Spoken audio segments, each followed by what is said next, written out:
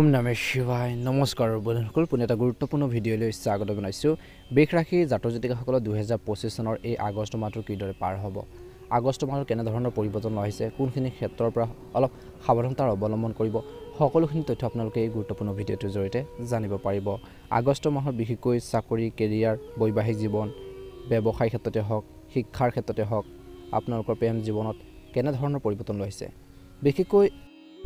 বিশেষকৈ এই জুলাই মাহত আপোনালোকৰ যদি কিছুমান সমস্যা আছিল, সেই সমস্যাখিনি বিশেষকৈ আগষ্ট মাহত সেই সমস্যাখিনি সমাধান হোৱাৰ সম্ভাৱনা আছে।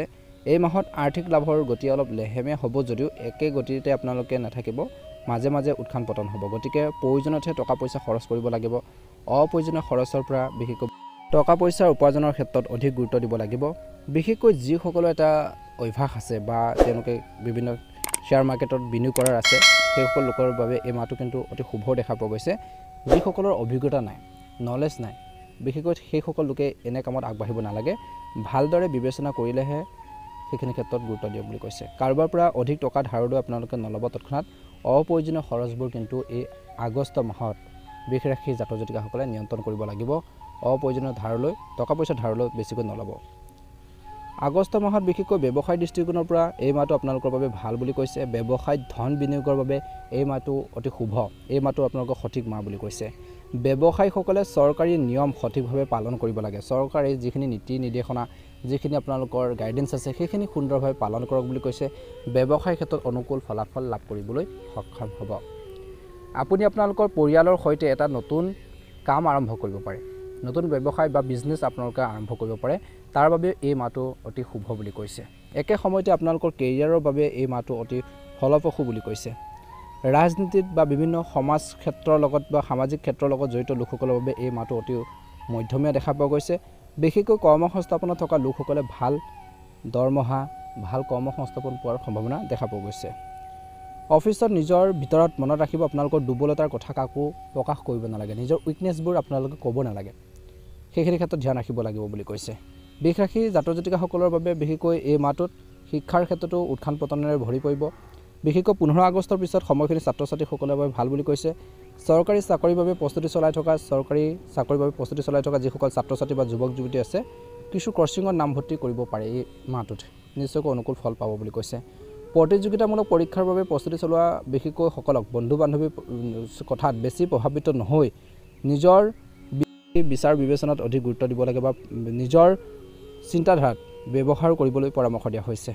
সুনাম ধন্য বিশেষকৈ এখন শিক্ষানুষ্ঠানত বা ভাল এখন কোচিং চেণ্টাৰত নামভৰ্তি কৰাৰ সুযোগ পাব। বিশেষ কথাটো হ'ল যে বিশেষকৈ এই মাহটোত পাৰিবাৰিক জীৱন স্বাভাৱিক হ'ব। ঘৰখনত ভাল এটা পৰিৱেশ থাকিব। পৰিয়ালত কিবা এটা শুভ অনুষ্ঠান এই মাহত হোৱাৰ সম্ভাৱনা আছে। কোনো ধৰণৰ বিতৰ্ক বা যুক্তিৰ পৰা আঁতৰি থাকক। আপোনালোকৰ বাক্যক যিমান পাৰে এই মাহত নিয়ন্ত্ৰণ কৰক। কথা বতৰা কথন সুৰ ভাল কৰিব লাগিব। মানুহৰ লগত কথা কওঁতে সাৱধান হ'ব লাগিব। যদি আপোনালোকৰ সন্তানৰ কিবা এটা অসুবিধা হৈ আছে, আপুনি যদি বিবাহিত, আপোনালোকৰ ল'ৰা ছোৱালী যদি কিবা এটা সমস্যা চলিছে, তেওঁলোকৰ কিবা এটা প্ৰব্লেম চলিছে, সেই সমস্যাখিনি সমাধানৰ ক্ষেত্ৰত অলপ যদি অসুবিধা পায়, বিশেষকৈ সেইখিনি ক্ষেত্ৰত জনা শুনা বা অভিজ্ঞ ব্যক্তিৰ পৰা পৰামৰ্শ লওক আৰু সেইখিনি ক্ষেত্ৰত অধিক মনোযোগ দিয়ক বুলি কৈছে। শিশুৰ স্বাস্থ্যৰ যত্ন লওক। যদি পৰিয়ালৰ কোনো ধৰণৰ সমস্যা আছে তেন্তে বিশেষকৈ গণেশ চালিচা আবৃত্তি কৰক বুলি কৈছে। কিছু ভাল ইতিবাচক পৰিৱৰ্তন আহিব। বৈবাহিক জীৱনত বিশেষকৈ আপোনালোকৰ এই মাহটো অতি আচৰিত হ'ব বুলি কৈছে। আপুনি আপোনালোকৰ জীৱনসংগীৰ সৈতে ভৱিষ্যতৰ বাবে কিবা এটা পৰিকল্পনা কৰিব পাৰে। আপোনালোকৰ জীৱনসংগীয়ে ডাঙৰ কিবা এটা সহায় কৰিব পাৰে বুলি কৈছে। প্ৰেমিক প্ৰেমিকাসকলৰ বাবে এই মাহটো শুভ হ'বলৈ কৈছে, কিন্তু মাহৰ প্ৰথমাৰ্ধত কিবা এটা ভুল বুজাবুজি হ'বলৈ নিদিব। সেয়া আপোনালোকৰ ওপৰত ডিপেণ্ড কৰিব। গতিকে অবিবাহিতসকলৰ বাবে এই মাহটো শুভ দেখা পোৱা গৈছে। একে সময়তে কিন্তু নিজৰ স্বাস্থ্যৰ যত্ন ল'ব লাগিব। আনৰ কথা শুনি পেলাই যিকোনো ফাইনেন্সিয়েল ডিচিজন আপোনালোকে নল'ব বুলি কৈছে। আগষ্ট মাহটো বিশেষকৈ বৃষ ৰাশি জাতক জাতিকাসকলে কিছু প্ৰত্যাহ্বান বিশেষকৈ আপোনালোকে বহন কৰিবলগীয়া হ'ব পাৰে। সেইখিনিৰ সৈতে ফেচ কৰিবলগীয়া হ'ব পাৰে। এই মাহত আপুনি আপোনালোকৰ কেৰিয়াৰ, আৰ্থিক বিষয় সম্পৰ্কৰ বহু গুৰুত্বপূৰ্ণ সিদ্ধান্ত ল'ব লাগিব। আপুনি কঠোৰ পৰিশ্ৰম কৰিব লাগিব আৰু নিজৰ যি এইম বা নিজৰ যি লক্ষ্যত উপনীত হ'বলৈ আপোনালোকে বিশেষকৈ প্ৰচেষ্টা চলাব লাগিব। বুদ্ধিমান ৰূপে কাম কৰিব লাগিব। এই ৰাশি জাতক জাতিকাসকলে বিশেষকৈ নিজৰ লক্ষ্যত উপনীত হোৱাৰ লগতে জীৱনত ইতিবাচক পৰিৱৰ্তন আনিবলৈ এই সময়খিনিত অনুকূল সময় পাব বুলি কৈছে। অনুকূল সময়, অনুকূল মাহ বুলি কৈছে। আপুনি আপোনালোকৰ পৰিকল্পনা সঠিক দিশত লৈ যোৱাত সফল হ'ব।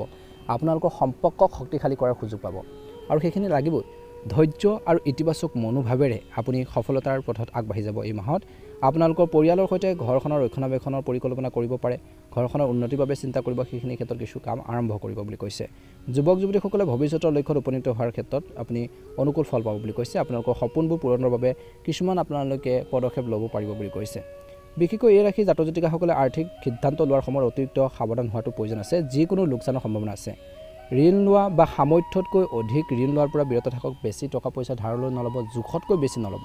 খাদ্য অনুসৰিহে ঋণ লওক বুলি কৈছে। কেপাচিটি অনুসৰিহে আপোনালোকৰ টকা পইচা ধাৰলৈ লওক, নহ'লে পাছত কিন্তু আপোনালোকৰ সমস্যা হ'ব পাৰে। আৰ্থিক দিশতো ধ্যান ৰাখিব লাগিব, যধে-মধে টকা পইচা খৰচ নকৰিব, নহ'লে মাহৰ শেষৰ ফাললৈ আপোনালোকৰ টকা পইচাৰ নাটনি হ'ব পাৰে বুলি কৈছে। গতিকে সেইখিনি ক্ষেত্ৰত বহুত বেছি গুৰুত্ব দিব লাগিব বুলি কৈছে। বিশেষকৈ অভিজ্ঞ ব্যক্তিৰ পৰা পথ প্ৰদৰ্শন লোৱাটো ভাল হ'ব। কিবা এটা কামত কনফিউজন লাগিলে তেওঁলোকৰ পৰামৰ্শ আপোনালোকক আৰ্থিক সিদ্ধান্ত লোৱাৰ ক্ষেত্ৰত সহায় কৰিব।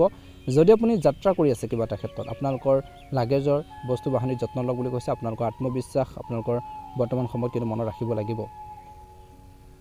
নিজৰ বস্তুখিনি সুৰক্ষাৰ দায়িত্ব আপোনালোকৰ নিজৰ ওপৰত হ'ব। এই মাহত সাৱধান হওক বুলি কৈছে। আৰু আপোনালোকে যাত্ৰা কৰে বুলি কৈছে, আপোনালোকৰ বস্তু বাহানিৰ যত্ন ল'ব লাগিব। বৃষ ৰাশি জাতক জাতিকাসকলৰ বাবে এই মাহত ব্যৱসায়ত কিন্তু কঠোৰ পৰিশ্ৰমৰ ফল পাব বুলি কৈছে। ডাঙৰ প্ৰজেক্টত সফলতা লাভ কৰিব পাৰে। ব্যৱসায়টো সম্প্ৰসাৰণৰ পৰিকল্পনা সফল হ'ব। অৱশ্যে সাৱধান হওক, কাৰণ সহকৰ্মীসকলৰ লগত বিবাদৰ সম্ভাৱনা আছে।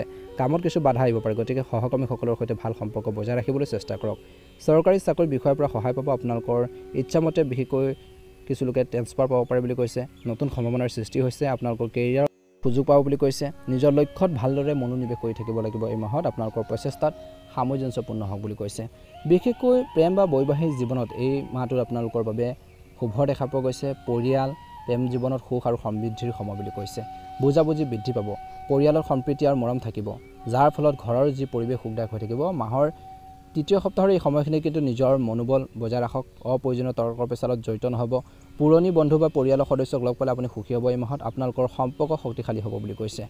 একে সময়তে বিশেষকৈ প্ৰেম জীৱনত উত্তেজনা আৰু ৰোমাঞ্চ থাকিব, যিয়ে আপোনালোকৰ সম্পৰ্কত নতুন শক্তি আৰু আৱেগ কঢ়িয়াই আনিব। কিন্তু এই আগষ্ট মাহৰ দ্বিতীয় সপ্তাহত ব্যক্তিগত বিষয়ক লৈ সৰু সৰু কথা বতৰাক লৈ আপোনালোকৰ জীৱনসংগী বা সংগীৰ সৈতে তৰ্ক হ'ব পাৰে। গতিকে সংবেদনশীলতা আৰু বুজাবুজিৰে কাম কৰক বুলি কৈছে।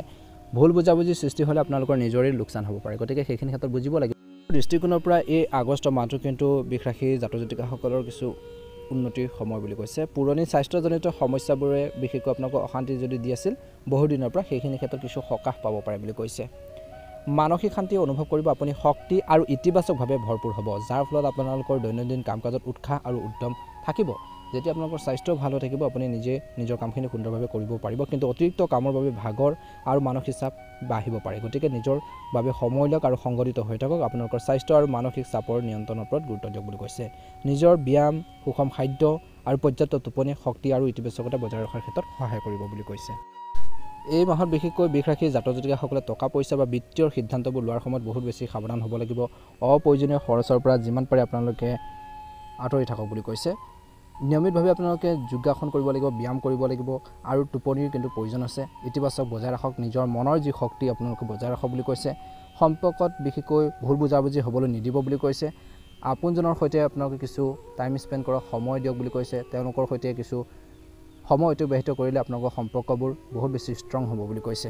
নিজৰ কেৰিয়াৰত আগবাঢ়ি যাবলৈ বহুত বেছি প্ৰচেষ্টা চলাব লাগিব। যুৱক যুৱতীসকলে পিতৃ মাতৃৰ পৰামৰ্শত বিশেষকৈ কিছু ইতিবাচক ফল দেখিব বুলি কৈছে। জ্যেষ্ঠসকলৰ পৰামৰ্শৰ দ্বাৰা আপুনি নিজৰ কৰ্মৰ ক্ষেত্ৰত আগবাঢ়ি যোৱাৰ সুযোগ পাব বুলি কৈছে। একে সময়তে নিজৰ বাক্য আৰু খং নিয়ন্ত্ৰণ কৰিব লাগিব। অপ্ৰয়োজনীয় মানসিক চাপ লৈ নাথাকিব।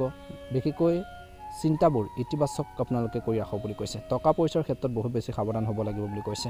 আৰ্থিক অৱস্থাৰ ক্ষেত্ৰত বহুত বেছি সতৰ্কতা অৱলম্বন কৰক বুলি কৈছে। বিশেষকৈ এই মাহটো শুভ আৰু সফলতাৰে আৰম্ভ হ'ব। মাহৰ প্ৰথমাৰ্ধত বিশেষকৈ কেৰিয়াৰ আৰু ব্যৱসায়ৰ লগত জড়িত কিছু ভাল খবৰ পাব পাৰে। কেৰিয়াৰ আৰু ব্যৱসায়ৰ বাবে চেষ্টা কৰাৰ যিসকল লোক আছে আকাংক্ষিত সফলতা লাভ কৰিব। এই সময়ত বিশেষকৈ নিজৰ মনোবল বজাই ৰাখক। ধৰ্মীয় আধ্যাত্মিক কামত কিছু সময় কটাওক। মানসিক শান্তি পাব বুলি কৈছে।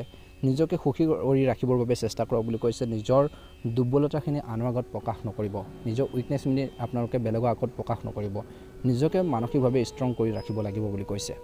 বিশেষকৈ এই মাহত আপোনালোকে টকা পইচাৰ ছেভিং গুৰুত্ব দিব লাগিব। সকলোবোৰ পৰিস্থিতি ইংগিত দিছে যে সৰু সৰু সমস্যাবোৰৰ পিছতো আপোনালোকৰ প্ৰেম জীৱন স্বাভাৱিক হৈ থাকিব। বৈবাহিক জীৱনৰ লগত জড়িত বিষয়বোৰ বিশেষকৈ সমস্যাবোৰ বিশেষকৈ আপোনালোকে কাৰোবাৰ সহায়ত সেইখিনি সমাধানৰ বাবে চেষ্টা কৰক বুলি কৈছে। প্ৰেম বা বৈবাহিক জীৱনত তৃতীয় ব্যক্তিক আপোনালোকে বেছিকৈ হস্তক্ষেপ কৰিবলৈ নিদিব বুলি কৈছে, বা পৰিয়ালৰ সমস্যাবোৰত আন কোনো ব্যক্তিক বাহিৰৰ মানুহক বেছিকৈ ইনভলভ কৰাই নল'ব, নহ'লে সেইসকল ব্যক্তি আপোনালোকৰ মাজত সমস্যাৰ সৃষ্টি কৰিব পাৰে। গতিকে সতৰ্কতা অৱলম্বন কৰক বুলি কৈছে। এই মাহত মহাদেৱক পূজা কৰক, নিশ্চয়কৈ এটা ভাল প্ৰতিফলন দেখিবলৈ সক্ষম হ'ব। সেই জাতক জাতিকাসকলৰ সকলোৰে আগষ্ট মাহটো সুন্দৰভাৱে পাৰ হওক তাৰে কামনা কৰিছোঁ। কমেণ্ট বক্সত ওম নমঃ শিৱায় লিখি দিব। অনুগ্ৰহ কৰি ভিডিঅ'টো শ্বেয়াৰ কৰি দিব।